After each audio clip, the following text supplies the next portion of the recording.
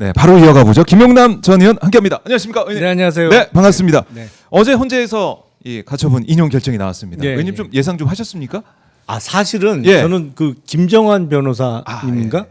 그분이 신청한 거는 잘 몰랐고 음. 국회에서 낸 거 권한쟁의 심판하고 가처분 그거를 이제 신경을 쓰고 있었는데 사실은 그게 당사자 적격 내지는 청구인 적격의 문제가 좀 있어요. 지난번에 말씀하셨던 것처럼. 법률적으로 이제 대통령 몫이기 네. 때문에 국회에서 국회의 권한을 침해당했다라고 주장하는 게 조금 법률적으로 그 부분이 문제가 있어서 이게 국회에서 낸 거는 좀 어렵지 않을까라고 생각을 했는데 그 어제 결정 나고 이렇게 기사를 봤더니 이분이 12월 달에 이미 헌법소원을 청구해 놓은 상태였더라고요. 네. 그 김 변호사님이. 그러니까 청구인 적격이 있지. 그렇죠. 그렇죠. 그러니까 그래서 거기에 대한 제일 판단을- 큰 고비가 청구인 적격의 문제였는데 아하. 이미 헌법소원을 제기해 놓은 상태에서 이게 엉뚱한 사람이 재판관으로 오면 네. 내 사건의 그 정당한 재판을 받을 권리를 침해당할 수 있다. 그러니까 그 문제가 해결되는 거죠. 그렇네요. 청구인 적격 문제만 해결되면 사실은 네. 쉽게 풀릴 수 있는 문제였기 때문에 그러니까 그 헌법소원을 12월 달에 잘 제기를 해 놨더라고요. 그렇네요. 그게 이제 막아냈다는 거. 사실은 이 한덕수가 헌재 의견 낸 거 보더라도 좀 뭐라고 말도 안 되는 게 발표는 했지만 지명이 아니다. 뭐 이런 식으로 장차 공직에 임명하겠다는 의사를 표시한 것일 뿐 지명에 해당하지 않는다. 이런 주장을 헌재에다 냈잖아요. 그러니까 헌재가 어떻게 받겠습니까? 이걸 보면서 아니 그러면 말장난이지. 국회에 인사청문회를 개최해 달라고 요청서를 안 보내야 되는 거죠. 네. 그 정식 절차 자체가 아예 시작이 안 돼야 맞는 거지. 그런 논리라면. 예. 아니 그리고 지명 안 한 발표가 어디 있어요 세상에. 그거는 술은 마시고 운전했는데 음주운전은 아니다라는 주장하고 똑같은 거지 세상에. 그렇네요. 그래서 결국 이완규 함성은 이제 스톱이 됐습니다. 뭐 본안 판단은 뭐 이제 봐야겠지만은 지금 분위기로 봐서는 본안 판단을 보더라도 결국에는 이렇게 한덕수 뜻대로 안 되는 쪽으로 갈 수가밖에 없다. 그리고 대통령 선거가 이제 47일밖에 그러니까요. 안 남았잖아요. 그 안에 굳이 정상적인 그 지명이라고 하더라도 이래저래 20일 이상은 걸리기 때문에 뭐 한 달. 한 달 그럼 뭐 한 20여일 지나면 새로운 대통령이 선출되는데 지금 권한대행이 한다는 게 말이 안 되는 거죠. 그렇네요. 앞으로 이제 시간이 흘러갈수록 더더욱 이게 될 가능성은 없다. 끝난 거다 사실상 이렇게 보시는 거고. 참 이렇게 되면 한덕수 입장에서는 타격이 있는 거 아니겠습니까? 한덕수 대행 입장에서는 논리적으로 보면 그런데 논리적으로 보면 워낙 계속 막무가내기 때문에 막무가내요 그냥. 막무가내다. 그러니까 이완규를 지명한 것부터도 이거 그냥 탄핵당할 결심을 한 게 아니냐 이런 얘기가 나왔기 때문에 유도죠. 유도. 탄핵 소추 유도죠. 그렇기 때문에 이게 이제 가처분이 인용됐다고 하더라도 한덕수는 그냥 자기 갈 길을 갈 거다 이렇게 보시는 거죠. 제가 보기에는 애시당초부터 민주당에서 제발 좀 탄핵해줘라 나를. 탄핵해줘야 그걸 구실로 삼아서 내가 사퇴하고 출마할 수 있으니까 탄핵 유도를 계속 하고 있던 입장이기 때문에 헌재에서 가처분 인용된 게 뭐 지금 그러다 보니까 민주당에서 한덕수 탄핵 얘기가 다시 또 불거지고 있잖아요. 한덕수 입장에서는 계속 들어와 이러고 있는 거죠. 네. 탄핵 들어와. 그래서 비워두고 있고. 그러니까 국민들의 화를 돋우는 그런 모습에서 보이는 거 아니겠습니까? 국회에 안 나오고 광주 가지, 울산 가지, 광주 자동차 공장 자기가 이제 가면서 트럼프와 통화했더니 관세가 유예되다. 뭐 이런 식으로 얘기를 하고 자아자찬하고 울산에 가서 저 보이시죠? 안전모 쓰고 전혀 어울리지도 않아. 표정이 근데 왜 저래요? 하기 싫은 거 너무 억지로 하는 게 역력히 드러나는 거 아니야? 내가 이런 걸 왜 해야 돼? 근데 그냥 나 여기 자리 지키고 있으면 되는데 이런 것까지 해야 돼? 이런 느낌, 이런 표정. 그런데 사진만 보면은 그렇게 좀 해석할 여지도 있겠네요. 아니 그러니까 하기 싫은 거 억지로 하는 티가 너무 나요. 하필이면 사진이 또 이런 사진이 지금 보도가 되고 있는데 그래요. 누가 봐도 대권 행보 아닙니까 이거? 아, 그 행보는 완전 대권 행보죠. 그러니까 지금 예. 저 안전모를 제외한 저 복장이 한덕수 총리가 평생을 살아온 복장이잖아요. 양복에 넥타이 매고 네. 뭐 항상 뭐 법카 쓰고. 그 정부 청사 아니면 네. 어디 뭐 호텔이나 이런 데 다니면서 그 초청 연사 내지는 세미나 이런 게 평생의 삶인데 그게 인생인데. 요새 보면 안전모도 쓰고 어느 또 사업체 갔을 때는 이 예. 점퍼도 입고 하더라고요. 그러니까 다른 모습을 보여주는 건 누가 봐도 저거 선거에 나가는 사람이거든. 예? 누가 봐도. 근데 잘 안 어울려요. 어색해. 그런 모습 자체가 사진으로 어색해. 봐도 어색해. 그러니까 이게 그렇죠. 그 근무복이라고 하죠. 이제 예. 그 생산 라인 쪽에 근무하시는 네. 분들 이렇게 점퍼 형태로 돼 있는 예. 뭐 작업복 뭐 이렇게 얘기도 하고. 그걸 입은 것도 어색하고 안전모 쓴 것도 어색하고. 그래요. 근데 지금 현재로서는 한덕수가 계속 이런 행보를 보이면서 계속 간을 보고 있는 그런 상황 같은데. 그렇죠. 예. 뭐 지지율 추이도 뭐 그러고 있겠죠. 안에서는. 제가 방송 시작하기 전에 얼핏 예. 보니까 문화일보인가 거기서 실시한 여론조사가 하나 나온 게 있더라고요. 예, 예. 드디어 이제 여권 내에서는 여권도 아니지 이제는 국힘 쪽 네.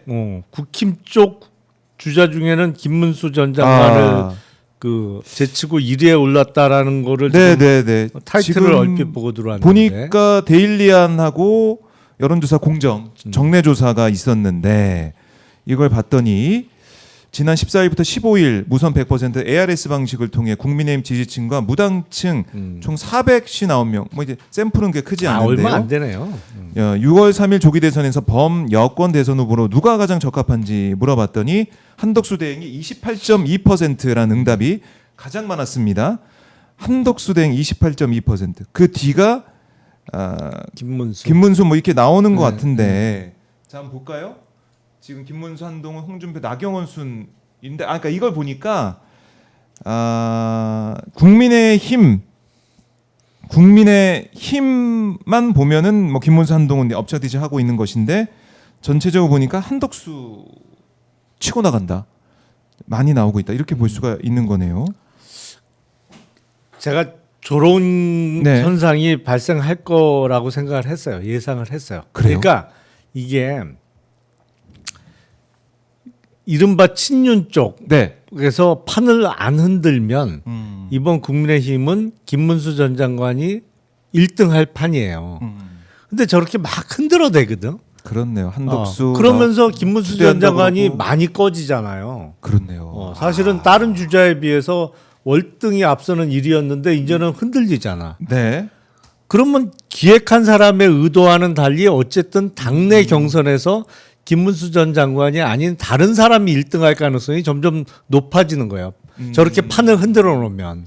그러면은 이게 이제 김문수는 꺾이고 한덕수가 팍 튀어오르는 건데 이게 추세가 이렇게 갈지 아니면 또 뭔가 판이 흔들리는 게 있을지 이것도 좀 지켜봐야 될 것 같아요. 근데 저러다가 한덕수 총리 네. 5월 초쯤 5월 4일까지 시한이죠? 불출마 선언하면 그 가능성도 저는 꽤 있다고 보거든요. 간 보다가 결국엔 네. 불출마.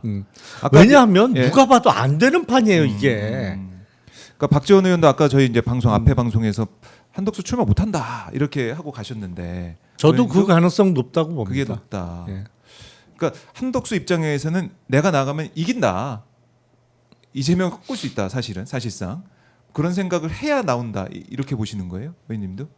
아니 예. 여론조사에서 막 예. 부동의 일이야 정말. 음. 이재명 후보를 포함해서 누구보다도 월등히 높게 나와. 음.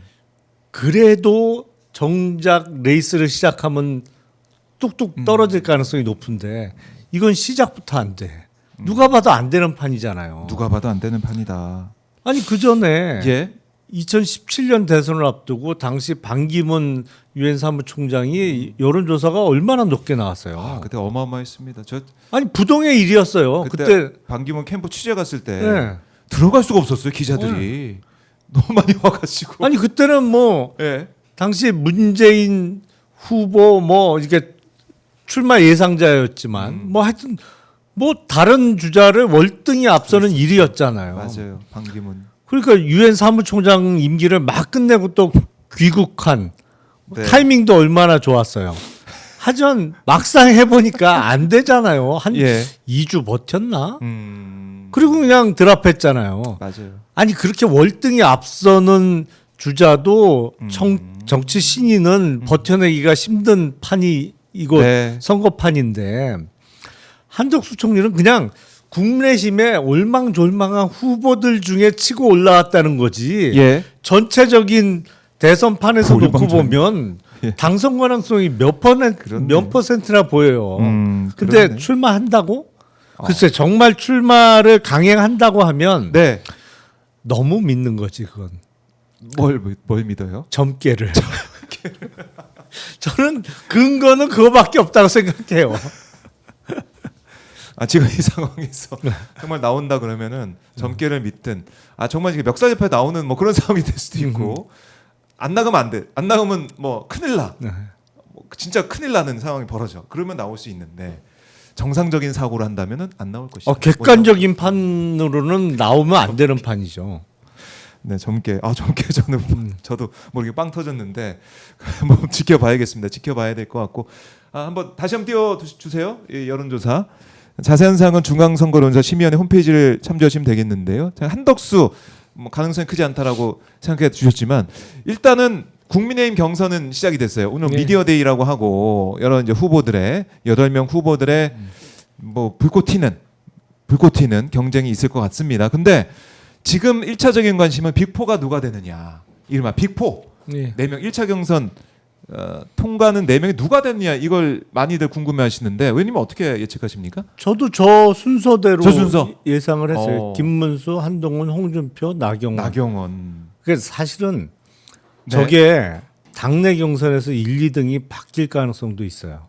그러니까 그냥 놔뒀으면 김문수 전 장관이 네. 무난히 1등으로 끝날 수 있는 판이었는데 저렇게 판을 흔들어 대니 저게 그러니까 일부 제가 보기엔 윤석열 김건희 부부의 의중이 반영돼 있는 거일 가능성이 높고 네. 그러니까 한덕수 총리의 출마 썰은 예. 그리고 친윤의 핵심도 관여가 돼 있을 텐데 머리를 항상 거꾸로 쓴단 말이죠. 그러니까 저렇게 판을 흔들면 의외로 한동훈 전 대표가 1등할 수도 있어요. 저거. 이거 제일 윤석열 부부가 제일 싫어하는 거지.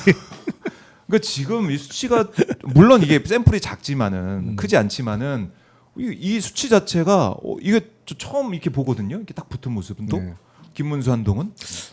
저는 한동훈이 오히려 올라올 수 있다. 판이 흔들리면 의외로 예. 뭐 홍준표, 한동훈 전 대표가 1위 할 가능성도 생기겠다. 왜냐하면 예. 저게 쭉 이동을 앞으로도 계속 할 수 있거든요.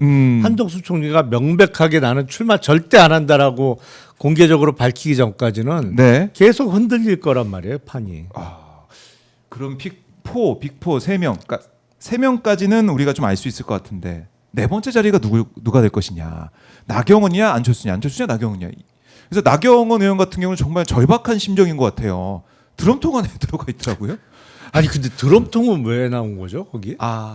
그게 이제 이재명 네. 후보를 겨냥한 뭐 그런 건데요.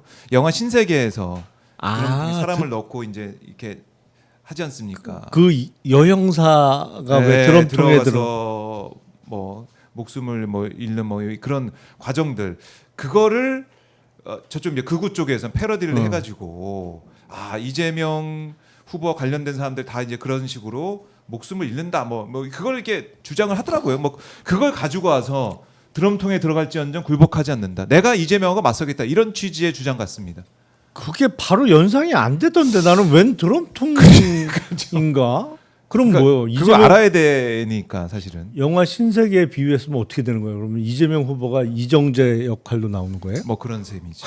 그걸 주장은 뭐 이재명 후보를 비판하는 비난하고 그렇게 막 하고 있는 그런 그런 것들을 나경원 의원이 이게 신세대의 언어인가 신세대 생각인가 또 이 강성 이른바 이제 국민의힘 지지하는 사람들의 생각인가 하면서 당원들의 호소하기 위해서 여기 들어간지 모르겠지만은 나는 이게 굴복하지 않고 내가 잘할 수 있다. 내가 정말 크게 싸울 수 있다. 이런 얘기를 하는 것 같아요. 뭐 해석해 보자면 굳이 아니 그리고 저 영연백은 그래서 반사하면서 무경정 민주당 의원이 예. 내란 사태 때 영연병에 다 들어가서 죽을 뻔했지만 굴복하지 않는다. 그렇죠. 그걸 보여주고 있는 겁니다. 영연백은 윤석열 작품이잖아. 맞아요. 예. 그렇게 하면서 지금 드럼통 얘기할 때냐. 영연병 때문에 다 죽을 뻔했는데 내란 세력들 내란 중식해야 된다. 이걸 또 얘기하면서 나경원 의원을 비판하고 있는 거죠. 뭐 그렇게까지 온라인상에서 이렇게 나오는 모습인데 4위를 내가 꼭 해야겠다. 이런 의지가 있는 것 같아요. 나경원 의원도. 그렇죠. 안에 들어가면서. 근데 지금 룰을 역선택 방지 조항을 처음부터 적용하는 거로 넣어놔서 제가 보기엔 4등 안에는 들어갈 가능성이 높아 보여요. 나경원 의원. 그러니까 안철수 의원은 그 뭐랄까요? 그 국민의힘의 입당은 대선을 계기로 했습니다만 여전히 독립군이에요. 그 안에서. 그렇죠. 사실은 4명으로 추리는 1차 컷오프까지는 어떤 식의 합종 연행도 좀 필요해 보이는데 지금 김문수 전 장관하고 나경원 의원하고는 좀 맞추고 있잖아요. 보조를. 하필 햄버거 가게 가서 만나고 막 그러더라고요. 햄버거 가게 하면 노상원이도 떠오르는데 그러니까. 햄버거 가게 어쨌든 청년들을 위해서 갔다고 하긴 하지만 합종 연행. 그렇죠. 김문수 나경원조 보이고. 그러니까 이제 그 오세훈 시장이 불출마하면서 빈 자리 하나를 나경원 의원이 들어갈 가능성이 높아 보이는데 안철수 의원은 뭐 누구하고 이렇게 손잡기가 조금 그렇잖아요. 오히려 스탠스로 봐서는 유일하게 가능성이 있다고 하면 한동훈 전 대표와 안철수 의원이 이른바 찬탄파, 윤석열 전 대통령의 탄핵에 찬성한 쪽으로 해서 손을 잡을 수 있을 것 같은데 그 두 사람은 또 그것도 잘 안 되는 모양이에요. 그래요. 그게 어렵다. 그래서 결국 빅4는 나경원까지로 끊어진다라고 말씀을 하신 건데, 그러니까 아까 좀 그런 것 같아요. 드럼통 딱 얘기해도 모르셨잖아요. 그러니까 저도 제가 이제 힘들게 설명을 했는데 저게 무슨 메시지지? 저는 뭐 영화 신세계를 그 모티브로 했을 거라고는 생각도 안 하고 뭐지? 그러니까요. 그러니까 이렇게 딱 이게 뭐지에 나는 반응이 나오잖아요. 그러니까 영연병을 보면은 우리 죽을 뻔했는데 뭐 이런 생각이 막 들고 모르겠으면 나경원 의원이 이걸 선거 캠페인을 잘하고 있는지 모르겠지만 어쨌든 바로바로 감이 안 오는 그런 모습을 보이고 있다. 이거는 뭐 확실히 볼 수 있을 것 같아요. 그럴 때 우리가 그냥 감 떨어졌네. 감 떨어졌네. 감 떨어졌네. 저도 당근에서 샀다고 하더라고요. 드럼통. 어떻게 뭘로 어디에 또 쓸지는 모르겠습니다만 드럼통. 저거 버릴 때 딱지 붙여서 버려야 되는 거 아니에요? 그냥은 못 버리고 그냥 못 버린다. 그렇죠. 딱지 사다가 붙여야 될 것 같은데. 아니면 뭐 선거운동할 때 계속 가지고 다닐 수도 있죠. 드럼통을 선거운동 도구로. 모르겠습니다. 하여튼 그런 판이라는 것이고, 자 이제 윤석열 김건희 얘기를 좀 해볼게요. 이제 관저에서 나와가지고 사저 아크로비스타에 가 있는데 뭐 캣타워 500만 원 얘기도 나오고 편백나무 욕조 얘기도 나오고. 그러니까 우리 세금이 제대로 쓰였냐 그 차원에서 계속 제기를 하는 거 아니겠습니까? 500만 원짜리 캣타워가 어떻게 됐을까? 욕조는 어떻게 됐을까? 그리고 거기 리모델링 했을 때 쓰였던 그런 것들은 다 어떻게 됐을까? 어떻게 관저가 꾸며져 있을까? 다들 궁금해하고 있고 지금 보도가 나온 걸 보니까 일주일 관저에서 더 생활하는 동안 어마어마한 양의 또 물을 썼다고 하더라고요. 그 진짜 뭐 물을 알 수가 없어요. 정말 그야말로 물 쓰듯이 펑펑 쓰고 나왔다는 거 일단 그게 확인되고 있는 것인데 이 윤석열 부부가 관저에 머물다가 나온 이 상황들 어떻게 좀 보셨습니까?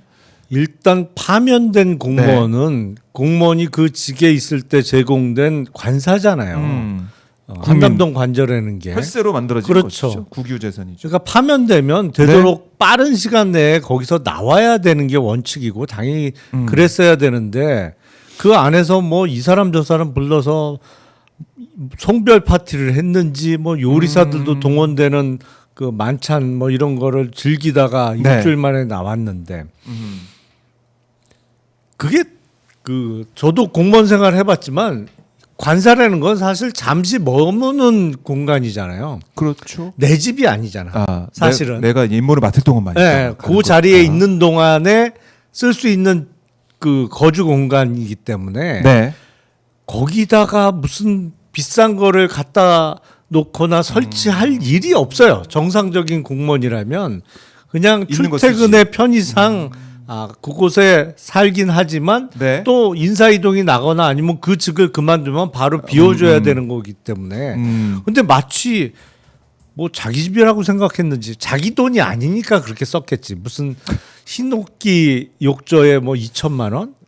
네. 그게 이제 수치로 확인되니까요. 네, 남아 있으니까 얘기하는 겁니다. 캣타워에 500만 원? 그 뭐로 만들면 고양이 일종의 고양이 놀이시설 뭐 그렇죠. 이렇게 볼 수 있잖아요. 네, 네. 거기다 500만 원을 쓰는지 모르겠는데 보면 개념들이 없어. 개념들이 없다. 그러니까 우리의 세금을 들여서 그렇게까지 꾸미고 뭘 갖다 놓고 하는 것 자체가 말이 안 되고. 그렇죠. 근데 예. 사실은 그 개인적으로 보면 진짜 해서는 안 될 일들을 한 건데. 저거는 근데 500만 원 아닐 것 같아요. 제가 봤을 때. 그리고 저거는 진짜 저게 500만 원 아니고 원짜리인가? 아마 500만 원 정도 되려면은 이제 집처럼 고양이 집이 이제 있고 뭐 연결이 어떻게 돼 있고 뭐 이제 그런 게 있긴 하다고 하더라고요. 모르겠습니다. 500만 아니 원. 근데 그거를 500만 원 주고 사서 한남동 관저에다가 네. 설치를 해놨으면 저거는 왜 필요했을까요? 저거는 따로 또 구매를 했나? 모르겠어요. 왜- 이삿짐에 있어 보이는데 뭐 30만 원 얘기도 있고. 그러니까 500만 원 그거는 또 어디 갖고 어떻게 지금 설치가 되어 있는지 이것도 확인해야 되는 것이고. 아니 그러니까 가능성을 보면 네. 이른바 그런 거잖아요. 30만 원짜리를 사면서 500만 원을 청구해서 나머지가 어디 없어졌다. 네, 네. 라는 가능성 하나. 아니면 30만 원짜리는 자기 돈 주고 산 건데 500만 원은 예산으로 쓰니까 비싼 거 사갖고 쓰다가 놓고 왔을 가능성. 뭐 몇몇 가지 가능성이 있는데 다 적절하지 않아요. 저희 참 이 방송 시간 캣타워 얘기를 하게 될 줄 제가 몰랐네요. 그렇죠. 의원님 캣타워 얘기까지 하면서 우리 있는데. 속담에 뭐 강아지 팔자가 상팔자다 뭐 이런 말이 있는데 고양이 팔자가 상팔자일 줄은 몰랐어요. 응? 캣타워 500만 원짜리 500만 원짜리 캣타워에서 이렇게 하는. 우리가 참 이 사실을 목도하고 있습니다. 이건 수돗물도 7일간 관저에서 쓴 수돗물만 228톤이라고 하니까 2인 가구 한 달 사용량의 16배다.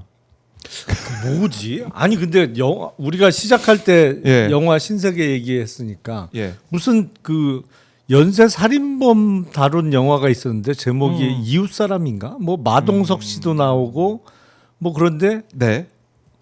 그 사람을 납치해 갖고 잔인하게 살해하는데 거기서 그 추적을 하는데 발단이 된 게 뭐냐면 어마어마한 물 사용량이에요.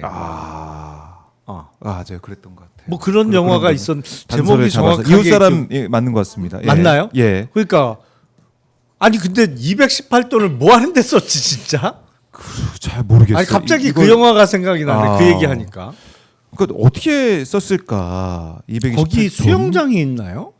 그러니까 사우나는 있는 걸로 생각을 하고 있는데 그러니까 관저 자체가 국유재산이고 관리비도 다 이제 세금으로 충당이 돼 있는데 그렇죠. 이거 7일 동안 불법 점유하면서 썼던 거 이거 다 청구를 진짜 해야 될 것 같아요.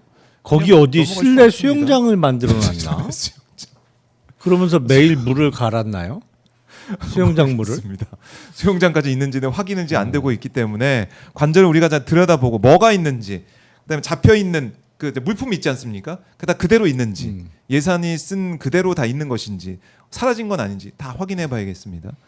확인해 봐야 돼요. 관저도 관저인데 저는 예. 그 대통령실 이전은 정말 해결하기 어려운 사고를 쳐놔갖고 저거 어떻게 해야 될지 모르겠어요. 차기 선출되는 대통령이 당장 집무실에 있어야 되는데. 그러니까 6월 3일 뭐 자정쯤 네. 당선 확정이 된다 그러면 그 시점부터 대통령이잖아요. 이 인수위가 없으니까. 그렇죠. 근데 그러면 당장 집무실은 어디 있어야 되는 거고 대통령실에 그 수석 비서관부터 해갖고 어디를 들어가야 되는 거예요? 당장. 그것도 고민해보네. 진짜 사고 쳐놨어요. 큰 사고 쳐놨어. 큰 사고 쳤는데 나오면서 아크로비스타에서 만난 사람한테 뭐 3년 하든 5년 하든 뭐 똑같다는 식으로 다 이기고 돌아왔다 이런 얘기를 하는 거 보면서 진짜 개념이 없는 거죠. 그러니까 자기 지지층한테 나는 절대 지지 않았고 이겼다. 날 따라와라. 이런 차원의 얘기일 수도 있겠다는 생각하면서도 해대도 너무한다. 이건 우리가 부인할 수 없을 것 같아요. 아니 그러니까 우리가 이제 뭐 멘탈 갑이야 뭐 이런 얘기하지만 진짜 네. 멘탈 갑보다 무서운 게 멘탈 무인데. 이 개념이 없잖아 아예. 멘탈 무지 이거는 아무 개념이 네. 없어. 무개념의 모습을 더 무서운 보여준 거 거죠. 아니냐. 그래서 형사 재판에 이번에 나와서 윤석열이 하는 얘기 뭐 90분 막 이렇게 떠들면서 얘기하는 얘기도 헌재에서 우리가 막 이미 들었지만 그런데 또 평화적인 이게 메시지 계엄이니 담장 넘어간 이거는 사진 찍기 쇼니 이런 얘기를 하니까 국민들이 더 이제 복장이 터지는 거예요. 그러니까 말도 안 되는 소리 하고 있더라고요 보니까. 담장 넘는 거 그거 쇼하려고 담장 넘습니까? 아니 경찰이 막았으니까 담장 넘었지.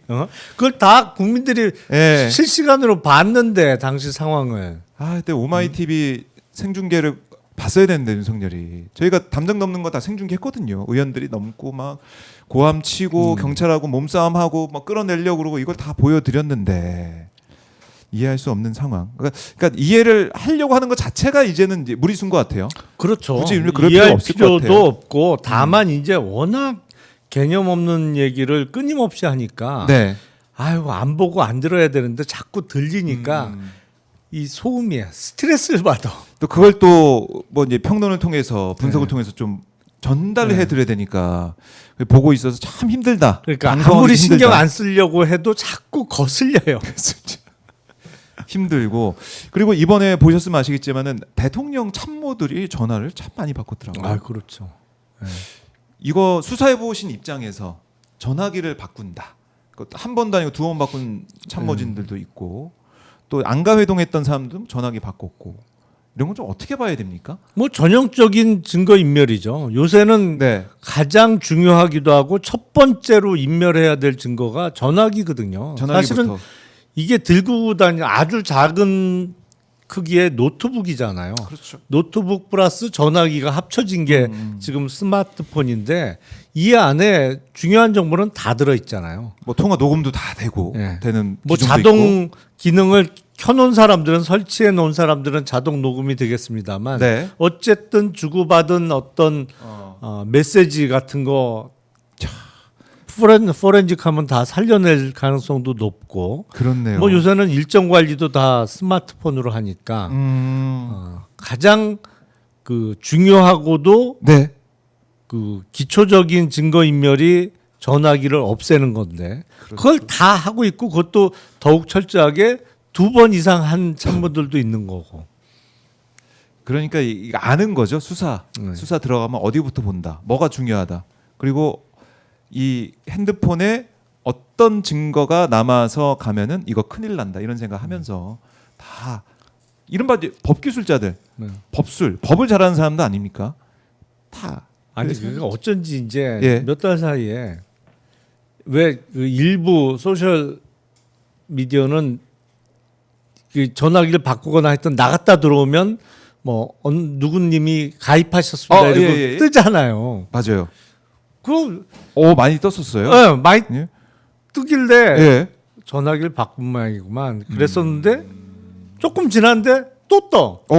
이 사람 분명히 얼마 전에 이 메시지를 내가 본 것 같은데. 또 뜨고. 그게 2번 바꾸니까 2번 다 오더라고요 이게. 그렇네요. 그러니까 이게 지금 우리가 내란 수사 자체가 조사도 마찬가지고 참모진들, 대통령실과 국무위원들, 그러니까 정부 쪽 다 안 됐잖아요, 그렇죠? 그렇죠. 사실은 수사가 수사는 모든 일이 그렇습니다만 사실 신속성이 매우 중요한데 그런 의미에서는 이미 때를 놓쳤죠.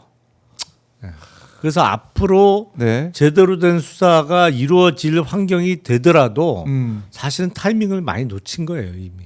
초기 수사가 매우 중요한데 이미 증거인멸 다 했고 뭐 말 다 맞춰놨을 거고 이게 훨씬 힘들죠. 참 어렵습니다.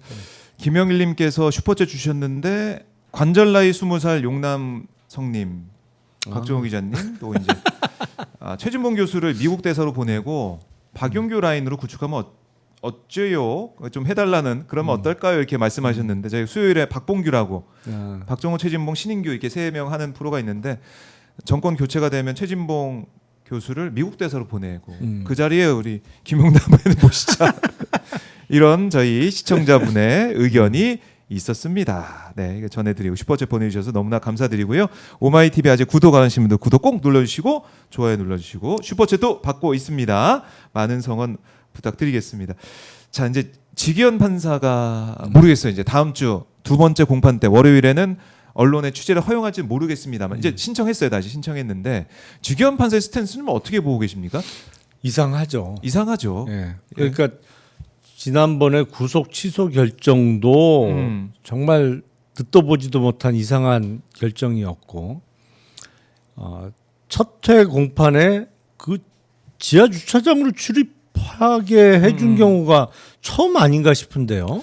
그러니까 그런 얘기도 하더라고요. 아니 이거 사법부, 그러니까 인권을 보호하는 방향으로 가고 있기 때문에 지하 주차장으로 오게 하는 거 그거 왜 그게 뭐가 문제냐? 그럼 다른 피고인들은 아니 그러니까 그렇죠. 제 기억에 처음 아닌가 싶어요. 그렇죠. 왜 하필 모든 건 다 윤석열부터 시작이지? 어. 뭐 이런 거. 아니 그러니까 다른 피고인들은 그러면 인권이 무시당해도 되는 거예요? 그런 논리라면 역대 어떤 고위직 출신이라든지 뭐 네. 재벌 회장들 다 그 지상으로 해서 들어갔잖아요. 그러면서 언론인들이 거기 다 기다리고 있다가 뭐 인터뷰 요청도 하고 뭐 네. 그랬는데 아니 아예 그런 기회를 차단한 거잖아요. 지하 주차장으로 통해서 바로 법정에 가도록 해주면서 그래서 아니 뭐야 이거는 뭐야?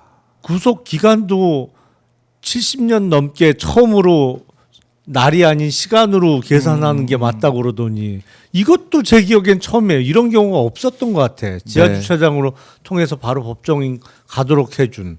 그리고 법정 내 취재도 불허하고. 네. 아니 적어도 하나는 했어야지. 아.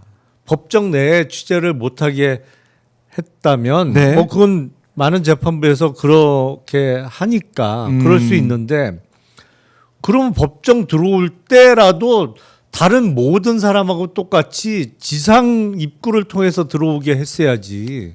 그렇네요. 좀 그거 이상해요. 맞아. 그래서 이제 그 판사 오래 하다가 개업한 제 법대 동기한테 한번 물어봤어요. 야, 예. 내가 보기엔 너무 이상하다. 너무 이상하다. 지기현 판사가. 근데 나는 판사는 안 해봤으니 네. 내 그 경험이나 이런 거 봐선 지기현 판사가 좀 이상한데 너는 법원에 오래 있었으니까 네가 보기엔 어떠냐? 내가 물어봤어. 예. 그 친구가 내가 봐도 이상해. 그러더라고. 같은 판사들이 보기에 네. 이상하다. 왜 그럴까? 그러니까요. 그래서 주기현 판사를 그 자리에 이제 둬서 재판을 하게 하는 게 맞나라는 네. 그런 얘기가 당연히 국민들 사이에서 나올 수밖에 없는 것 같아요. 지금 예. 별 흉흉한 소문이 다 돌고 있죠. 그래서 어떤 소문이 돌고 있습니까? 아니 그러니까 지기현 판사가 재판을 하면서 예. 이게 유무죄 판단해서 무죄 쓰기는 어려울 거고 공수처의 수사권이나 구속 기간의 도가 같은 거를 꼬투리 삼아서 공소기각 결정을 하고 검찰은 항소 안 한다.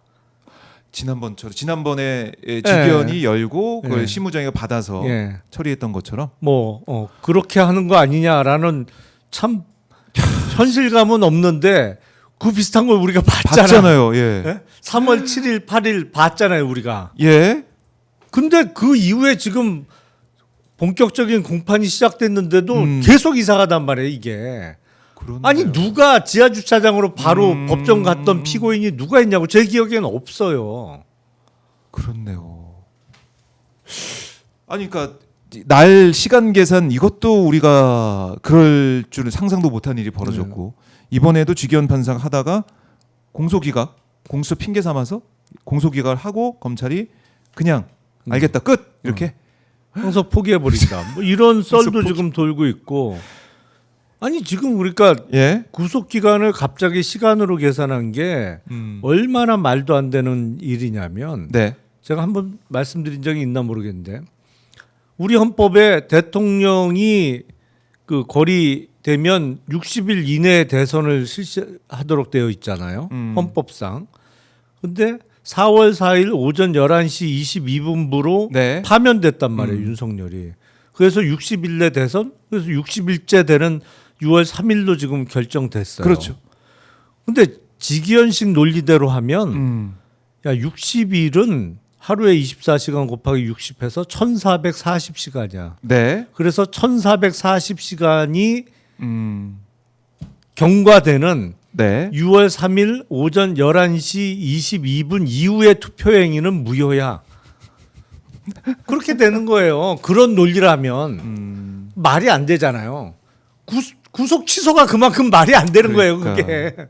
그걸 해낸 직위원 판사기 때문에 그래요. 뭐죠? 우리가 지금 뭐 우려되는 그 점을 지적을 하고 있지만은 정말 그렇게 되면 그럼 어떻게 이걸 막거나 아니면 이걸 그렇게 안 가게 만들 수 있는 방안이 이런 게 있습니까? 아니 그러니까 상식대로만 그 판단을 하면 아무런 문제가 없을 사건인데 증거도 너무 명확하고 네. 뭐 더 이상 어떻게 뚜렷해요. 근데 지금 그 사이에 법원의 인사이동이 이루어지기는 어렵거든요. 몰라 이 재판을 몇 년 끈다고 하면 그 사이에 인사이동이 이루어지면서 재판부 교체가 가능하겠지만 네. 그것도 바람직하지 않죠. 몇 년을 끈다는 것 자체가 불구속 상태에서 그것도 매우 바람직스럽지 않죠. 그렇죠. 빨리빨리 끝내야지. 더군다나 이게 준비기일을 2번 한 사건이란 말이에요. 그러니까 첫 공판기일부터 증인신문이 이루어졌잖아요. 네. 빨리 진행해서 빨리 끝내야지. 근데 공판이 이제 일주일에 한 번밖에 안 되는 것도 이것도 너무 늦다라는 얘기도 있고요. 적어도 일주일에 2-3번은 해야죠. 사실은. 일주일에 한 번씩. 네. 일주일에 한 번 하면 관련 증인들 다 신문 끝나려면 얼마가 더 걸리겠어요, 이게. 중간에 또 노는 날 끼어 있거나 여름 휴가 때 또 뺄 거고. 그렇죠. 이런 식으로 재판 운영하는 건 잘 이해가 안 돼요. 그러니까 그렇다고 지금 법원 인사처리 아닌데 인위적으로 재판부를 교체한다? 네. 그것도 또 필요 없는 오해나 뭐 이런 거를 살 수가 있어서 참 법원에서 이런 식으로 나오면 해결하기 어려워요. 해결하기 어렵다. 결국 우리 국민들의 이제 목소리, 이 여론의 힘으로 또 지금 또 윤석열 재구속을 촉구하는 10만인 서명 네. 그것도 진행 중이라서 이 결과를 가지고 또 재판부에 제출한다 이렇게 또 얘기를 하더라고요. 군인권센터에서 지금 하고 있는 그 서명인데 많은 분들이 참여하고 있고 이런 목소리 이런 게 지금 상황에서는 최선의 방안이다 이렇게 볼 수 있는 건가요? 그렇죠. 근데 네. 역설적이게도 그래서 이른바 반 이재명 연대는 성공하기 어렵습니다. 반 이재명 연대는 성공하기 어렵다. 지금 뭐 빅텐트론, 네. 반명 빅텐트론 이게 좀 나오고 있던데 아니 어렵다. 그런 얘기를 하고 있습니다만 저는 이거 실패한다고 볼 수밖에 없는 게 그렇게 되면 이재명 후보에 대한 비호감도를 극대화시키고 이른바 악마화를 시켜야 저 사람은 절대 안 돼. 그러니까 저 사람에 반대하는 사람들 다 모여. 그렇죠. 그런 얘기를 하죠. 이래야 빅텐트가 되는 거잖아요. 네. 근데 끊임없이 등장하고 지금 이 판의 최고의 빌런은 누가 봐도 윤석열 전 대통령이에요. 안 돼요. 반 이재명 정서가 올라갈 수가 없어요. 기본적으로. 아, 그렇네. 최고의 빌런이 버젓이 돌아다니는데. 오히려 재판이 늘어지고 이렇게 뭐 윤석열 쪽의 얘기가 나오는 것 자체가 이쪽 진영, 그러니까 반명 진영에서는 정말 손해고 대선을 망치는 길이다 이렇게 보시는군요. 반명 빅텐트. 여기 지금 누가 들어갈까 모르겠는데 모르겠습니다. 이 홍준표 시장도 전 시장도 얘기를 했고 이재명은 안 된다. 이걸 기치로 세워서 다 모인 자라는 건데 윤석열 상황도 그렇고 또 누굴 안 되게 하기 위해서 모이자 이런 것들 그동안 사례를 보면 잘 된 적이 없거든요. 제가 봤을 때는. 사실은 작년 총선에도 이른바 반 이재명 연대로는 나왔었잖아요. 철저하게 실패했죠. 이번도 또 실패해요. 왜냐하면 이재명은 절대 안 돼. 윤석열은 더더더군다나 안 돼. 절대 안 돼. 근데 여전히 살아있는 것처럼 보인단 말이죠. 네. 일단 이완규 헌재 재판관 지명이 누구 입김이었겠느냐. 그리고 지금 경호처에 대한 압수수색도 막았죠. 못했는데 여전히 살아있는 권력 아니냐. 국민들이 보기엔 그렇단 말이죠. 네. 그러니까 윤석열은 더욱더 안 된단 말이에요. 그러니까 다른 구호가 뭐 반 이재명 구호가 안 먹힌단 말이에요. 아하. 지금 상황에서는. 안 먹힌다. 이게 오히려 먹힐 수 있으려면 윤석열 전 대통령이 진작에 계속 구속되어 있어야지. 아. 그래서 국민들이 보기에 이제 파면도 됐고 예. 구속된 상태에서 재판도 빨리 끝날 거고 구속 사건은 아무래도 재판이 일찍 빠르게. 끝나니까요. 6개월 내에는 끝내야 되니까. 네. 그래서 최소 뭐 징역 30년 이상, 뭐 무기가 됐던 징역 30년 이상은 받을 거고 그래서 앞으로 얼굴 볼 일이 없다. 이제 사라졌다. 이제 완전히 끝났다. 끝났다. 생각을 해야 뭐 국힘 쪽의 구호가 먹힐지 말지 뭐 할 텐데 여전히 최고 빌런이 저렇게 살아 있는데요. 되나요, 그게? 그렇네요. 그래서 지금 보면은 먼저 이준석 의원도 뭐 안 들어간다 뭐 이런 얘기를 하고 있고 여기저기서 내가 후보가 된다면 몰라도 그리고 이게 효과자가 있을지도 모르잖아요. 지금 효과 없다고 말씀하셨으니까. 없어요. 안 돼. 안 먹혀 이거. 그래서 이 각 후보들의 계산도 다를 뿐더러 효과가 없어서 반면 빅텐트는 안 된다. 그래서 제가 어제 방송 중에 빅텐트가 아니라 빈 텐트다 이렇게도 말씀을 드렸었는데 텐트를 치더라도 거기 뭐 누가 진짜 가겠느냐 이런 생각도 들고 오히려 반 이재명 그러니까 이재명 대표는 안 돼. 그러니까 이재명만 계속 얘기하는. 그러니까 이재명 후보도 이재명 얘기를 하고 다른 후보도 이재명 얘기를 하고 이게 오히려 국민들 입장에서는 이재명이 정말 되나 보다 이런 생각할 것 같아요. 그 차원에서는 이번 대선은 이제 이재명이냐 아니냐의 선거인 거는 맞아요. 근데 찬반 투표다. 네. 이재명 찬성표, 반대표만 찍는 선거다. 그러면 반대표가 뭐 50%, 네. 50.1% 나올지도 모르지. 찬반 투표라면. 찬반 투표라면. 근데 선거는 그런 선거가 아니잖아요. 그렇죠. 누군가 사람이 나와야 되잖아. 사람이 나오는 순간에 안 되는 거야 이게. 딱 그게 떠오르죠. 한덕수든 김문수든 뭐 홍준표든 사람이 정해주는 순간에 그 사람에 대한 찬반도 있잖아요. 그렇죠. 네? 그 사람이 어떤 행보를 해왔는지, 네. 행적을 해왔는지, 뭐 발언을 뭘 했었는지. 뭐 김문수 후보 같은 경우는 당장 뭐 김문수인데 이게 떠오르지 않습니까? 경기지사 시절에. 아니 그러니까 국민들이 투표할 때 예. 찬반 투표가 아니기 때문에 국민의힘 뭐 아니면 그쪽 진영의 후보가 정해지는 순간에 네. 야, 이 사람 찍느니 내가 여기 찍겠다. 이게 상당수 나올 수밖에 없단 말이에요. 그렇네. 이 사람이 등장하는 순간 또 다른 차원의 예. 이 유권자들의 표심이 정해지는 것이다. 이거를 뭐 예. 출마하는 사람들이 또 모르지 않죠. 다만 모른 척, 아닌 척 할 뿐이지. 아닌 척 할 뿐이다. 그렇기 때문에 네. 빅텐트는 쳐지지 않는다 이게. 빅텐트는 쳐지지 않는다. 꿈을 깨야 된다. 이렇게 말씀을 해주셨습니다. 자 그리고 뭐 이재명 후보가 오늘도 이제 공약 발표를 했는데 임기 내 세종 대통령 집무실 국회의사당 건립을 한다. 완전 이전하는 것도 사회적 합의를 거쳐서 추진하겠다 이런 입장을 내놓고 있습니다. 자 그리고 이건 또 어떻게 보세요? 박성재 본부장관이 돌아왔는데 박성재 장관이 격노한 다음에 출입국 본부장이 돌연 사직을 했다. 이런 얘기. 그러니까 윤석열 출국금지 관련 문제로 이 본부장을 강하게 질책했던 얘기가 나오면서 법무부가 술렁거리고 있다. 이런 보도가 좀 나오고 있습니다. 그러니까 박성재가 이제 돌아오고, 그러니까 내란 세력이 그대로 그 자리 지키면서 이런 일도 펼치고 있다. 이렇게 뭐 해석할 수가 있겠네요. 박승재 법무부 장관도 그렇고 예. 김성원 차장도 차장도 그렇고 그렇고. 돌아오면서 음. 그 내부 반발이 셀 수밖에 없네요. 지금 출입국 본부장이 누군지는 잘 모르겠는데. 네. 당연히 출입국 배상업 출입국 본부장이네요. 아하. 일반직 출신인 것 같은데. 네. 조금 이름이 낯설기는 합니다만. 당연히 그 출국 금지 해놔야지. 불구속 상태라면 그거 네. 안 해요. 아하. 해야지 당연히. 그래요.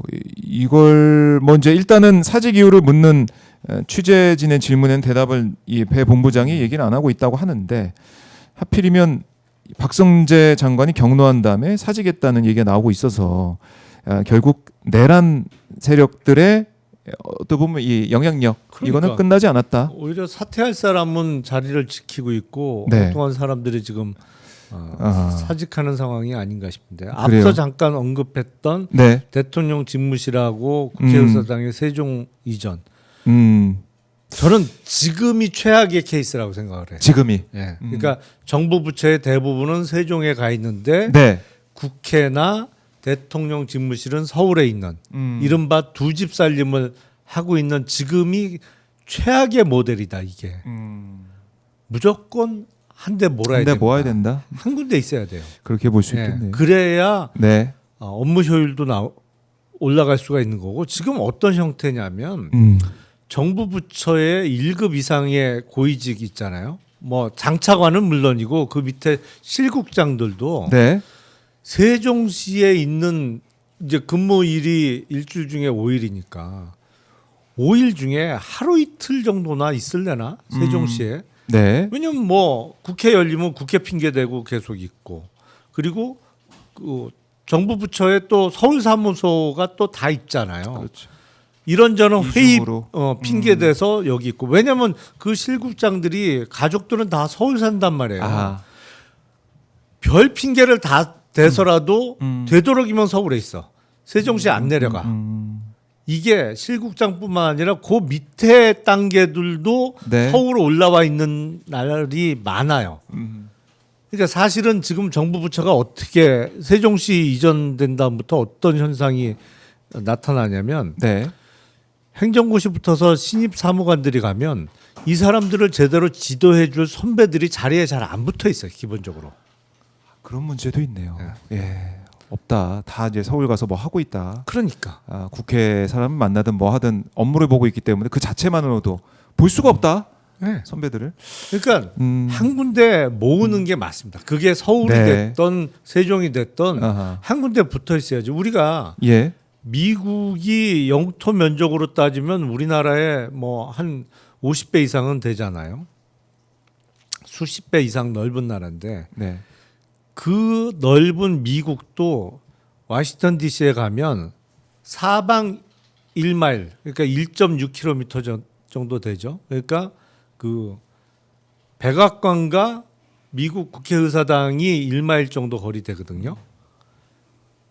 그 사각형 안에 거의 대부분의 연방 부처가 다 있단 말이죠.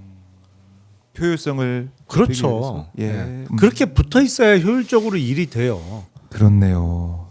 자, 그래서 오늘 이제 이재명 후보의 이 공약 이것도 우리 눈여겨 볼 수밖에 없고 지켜보겠습니다. 그리고 이제 건진법사 얘기 수사 어떻게 진행되고 있는지 이제 흘러나오고 있는데 아마 검찰 쪽에서 흘러나오는 것 같아요. 제가 봤을 때는 오늘도 보니까 동아일보 보도나 이런 걸 보면은 윤석열과 친분이 있다. 그리고 윤한홍 의원과 친분이 있다. 예, 물어본 검찰 질문에 예 있습니다라고 답을 했다는 것이고 다만 뭐 이 친분을 이용해서 공천을 부탁한 적이 없다라는 취지 얘기를 했다는 거예요. 지금 근데 공천원금 1억 받은 혐의로 검찰 수사를 이제 받고 있는 것인데 지난 2018년 지방선거 당시 경북 영천시장 예비 후보한테 받았다는 그 의혹입니다. 그래서 이게 새 돈 한국에서 그 새 돈도 이제 발견됐다는 거 아니에요? 신권 그것도 발견됐다는 것이고 이 건진법사 의혹들 이거 좀 어떻게 보고 계십니까? 제대로 밝히면 뭐 어마어마할 것 놀랄 같아요. 만한 일들이 많이 나오겠죠. 왜냐하면 윤석열 장모와 10차례 통화 기록도 있다고 하네요. 지금 보니까.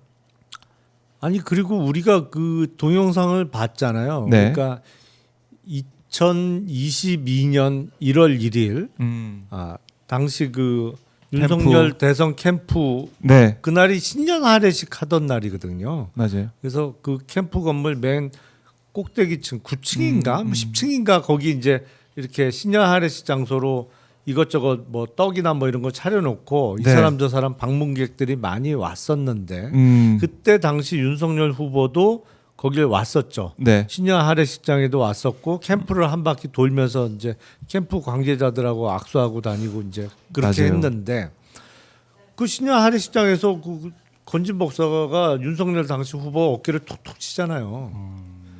그런 사이였으니 뭐 말해 네. 뭐해. 그걸 다 봤는데. 그렇네요. 의원님도 혹시 윤석열이 어깨 치고 막 그런 일은 없으? 아니 그잖아요. 뭐 이게 사실은 솔직히 한 끗 차이였잖아요. 그래요. 알겠습니다. 그래서 건진법사 이제 의혹들 뭐 장모랑 1시간 넘게 1시간 48분간 통화했다는 내역도 지금 나오고 있어요. 와, 이렇게 길게 통화할 수가 있습니까? 무슨 얘기를 했을까? 뭐 최은순과의 통화. 비즈니스 아니면 그렇게 오래 통화할 일이 없죠. 안부 묻는 전화라면 그렇게 오래 통화할 리가 없고 네. 두 개 중에 하나겠죠. 어떤 이권 내지는 어떤 인사 청탁과 관련한 그러니까 소위 이권이 걸린 비즈니스 전화였을 가능성. 네. 아니면 두 번째 뭐 운수나 점괘를 그러니까 이른바 상담. 예. 헌진법사가 그럴 가능성. 뭐 도사인 척하고 다녔으니까 네. 그런 거 관련해서 컨설팅을 이른바 받았을 가능성. 둘 중에 하나겠죠. 뭐. 그런 이렇게 통화를 오래 하기가 쉽지 않아요. 저도 이제 생활하다 보면 이렇게 길게 통화하는 사람이 없죠. 사실은 잘 없죠. 거의 결혼하고 나서는 없지 않아요? 결혼하고 나서는 없는 것 같아요. 연애할 때는 뭐 연애할 때는 있죠. 별것도 아닌 것 같고 오래 통화하죠. 노래도 불러주고 그랬던 것 같아요. 그러니까. 제 기억에. 왜 그랬을까? 별거 다 하죠. 예, 별거 다 진짜 오랫동안 통화하고 그랬던 기억. 이 통화 시간이 옛날 우리 휴대전화 쓸 때는 정해져 있었잖아요. 몇백 분. 그거 다 써가지고 막 힘들었던 기억도 있고 했는데 1시간 48분 이 건진법사가 10차례 통화를 했는데 짧게는 1분이요. 길게는 1시간 48분. 설마 연애 전화는 아니었겠죠? 그렇진 않겠죠. 통화 10번 중에 7번은 이 최은순 씨가 건진법사에게 건 전화였다고 또 하네요. 야, 이렇게까지 전화를 걸고 또 이 윤석열의 첫 번째 국회 탄핵소추안 표결과 김건희 특검법 재표결을 하루 앞둔 지난해 12월 6일에 건진법사 전 씨가 최은순 씨에게 전화를 걸어서 50분 가까이 통화한 사안도 있네요. 이 시점에. 그거는 아까 두 가지 가능성 중에 예. 후자일 가능성이 높겠네요. 이른바 앞으로의 점괘 뭐 이런 거. 이럴 가능성이 있을 것이다. 그때 중요한 시기니까 운명이 걸려 있는 그런 시기니까. 야, 근데 이게 검찰 쪽에서 흘러나온 이 자료일 것 같은데 조금씩 검찰도 좀 달라지고 있는 건가 이러면은 이런 수사 상황들이 좀 나오고 있는 모형을 보면. 그럼요. 지금 이 상태로 못 가는 건 너무 명확하고 이제 세상이 바뀐다는 건 다 알 수 있잖아요. 다만 근데 검찰총장을 비롯한 일부 수뇌부가 지금 스탠스를 이상하게 취하고 있어서 그런 거지. 네. 그 사람들 빼고야 나머지야 다 알죠. 그러게 말입니다. 이제 앞으로 이제 김건희 수사 또 윤석열 수사 어떻게 될지 저희가 계속 지켜봐야 되는 부분이고 앞서서는 또 이제 특검이 빨리 통과가 돼야 된다. 그렇죠. 우리 내란특검법 국회에서의 재표결이 있는데 오늘 그것도 재표결하고 상법 개정안도 재의결 절차 들어가고 어떻게 될까요? 근데 제가 이제 예. 사실은 이런저런 각종 법안이 예. 국힘에서 이른바 찬성표가 나와주면 되는 거잖아요. 3분의 1을 넘기는 거잖아요. 이른바 국힘 내부 반란표가 뭐 나오면 되는 건데. 되는 거죠. 그래서 제가 국힘 쪽에 계신 분들하고 좀 사적으로 연락을 해봤어요. 네. 야, 이거 뭐 무기명으로 하는 건데. 이거 찬성하는 게 맞지 않냐? 그렇지. 뭐 이렇게 좀 물어봤더니 네. 권성동 원내대표가 다른 건 신경 안 쓰는데 상법 개정안 이거는 무지하게 챙긴다는 거예요. 통과 안 되도록. 그래요. 이건 챙긴다 그러더라고. 아니 근데 이렇게 많은 우리 개인 투자자들 또 이제 해외 투자자들이 상법 어떻게 이거 정말 집중하고 있는 거 아닙니까? 이것만 달라진다면 우리 시장이 확 달라질 거. 그렇죠. 분위기 자체가 달라질 수 있는 그 시작의 문을 여는 거죠. 그러니까요. 상법 개정안이 물론 상법 개정된다고 다 끝나는 건 절대 아닙니다. 그게 시작인데 하여튼 거기부터가 큰 걸음을 한 발짝 걷는 거죠. 그 이후에 후속적인 그 입법 작용도 있어야 되는 것이고 무엇보다도 법원의 태도가 바뀌어야 되는 문제가 있습니다만. 네. 근데 그건 명확해요. 그러니까 이른바 동학개미 내지는 소액 투자자들 입장에 쓰는 게 아니고 회장들 편에 쓰는 거죠. 지금은. 회장들 편에 재벌들 편에 서 있다라는 거. 국민의 문제 안 변합니다. 안 변하다. 뭐 기대를 아마 많은 분들 거의 다 접으시는 그런 상황일 것 같은데요. 안 변하는 게 아니고 변해요. 어떻게요? 점점 이상해지고 있으니까. 점점 이상하지 않아요? 그렇네요. 알겠습니다. 점점 이상해지고 있는 국민의힘. 지금 보니까 속보가 들어왔는데요. 국민의힘 경선 조가 토론조가 확정이 됐습니다. 추첨을 한 것 같은데 경선 A조 김문수, 안철수, 양양자, 유정복. B조가 나경원, 이철우, 한동훈, 홍준표. 아 나경원과 한동훈이 같이 갔네. B쇼가 재밌겠네. 표정 나경원의 표정이 별로 안 좋네요. 그러니까요. 저 보세요. 딱 아하. 또 너냐? 이 표정인데. 지난번 또 나오는 거 아니에요? 그 얘기? 전당대회 때 했던 예, 것도 했던 거. 시즌 2가 나오겠는데요? 토론에서 아니 의원님이 저한테 이거 빼달라고 하지 않으셨습니까? 그런 얘기, 그런 투의 얘기. A조는 별로 재미없을 것 같고. A조는 예. 김문수, 안철수, 양양자, 유정복. A조는 별로 재미없을 것 같아요. B조가 재밌겠네요. 나경원, 이철우, 한동훈, 홍준표가 또 여기 그렇죠. 있기 때문에 감초처럼 매번 낄 예. 거고. B조가 재밌겠네요. B조가 재밌다. 저희가 어떤 또 얘기들이 나오는지 주목을 해보도록 하겠습니다. 자 오늘도 명쾌하게 이슈들을 다 이제 풀어주신 김용남 의원님 말씀 너무 잘 들었고 근데 이거 마지막으로 여쭤볼까요? 한국은행이 금리를 동결했네요. 예. 예. 이거는 국내 경기만 보면 금리를 내려야 되는데 그러니까요. 지금도 미국과의 금리 차가 워낙 크잖아요. 맞아요. 그러니까 최근에 예. 달러 값이 많이 떨어졌어요. 그렇더라고요. 국제적으로 보면 달러 지수가 예. 100이 깨지고 막 그러더라고요. 달러 인덱스가 네. 거의 109, 110 근처까지 갔다가 지금 100이 깨지고 있으니까 99 막 해. 거의 10% 가까이 떨어진 거예요. 그럼에도 불구하고 원달러 환율은 얼마 안 떨어졌단 말이에요. 아하. 그만큼 원화가 약한 거고 네. 전 세계적인 시선에서 보기에는 한국의 네. 경제적 기초 체력이 약하다고 보는 거죠. 그렇기 때문에 여기다가 그 금리까지 더 내리면 아무래도 그거는 원화 약세를 더 부르는 요인이 될 수밖에 없기 때문에 네. 할 수 없이 동결을 했는데 문제는 미국만 기준금리를 조금 빨리 내려주면 우리도 따라 내릴 겁니다. 거의 틀림없이. 예. 근데 미국이 지금 기준금리를 안 내리고 있고 또 미국 국채금리, 시중금리 같은 건 최근에 또 올라가고 있어요. 그러니까 참 걱정이 많죠. 지금 요새 보면 정말 경기 안 좋아요. 네. 최악이에요, 최악. 최악이다. 고육지책으로 보입니다. 이창용 총재를 비롯한 금통위원들도 예. 국내 경기만 보면 내리는 게 맞는데 여러 가지 여건상 내릴 수는 없으니까 이번엔 네. 동결하고 아마 다음번 금통위에서는 좀 진짜 내리지 않을까 전망을 해보자면. 예, 알겠습니다. 뭐 이제 파월의 입장 이런 것도 사실은 빨리 뭐 금리도 안 내릴 것 같은 그런 네. 뭐 입장이 나오고 있기 때문에 한국은행도 고심을 하고 있는데 경기가 너무 힘들어서 너무 걱정입니다. 자, 경제 상황도 저희가 김용남 의원과 전 의원과 함께 다음 주에도 더 짚어보도록 하겠습니다. 의원님 말씀 잘 들었습니다. 네, 감사합니다. 고맙습니다.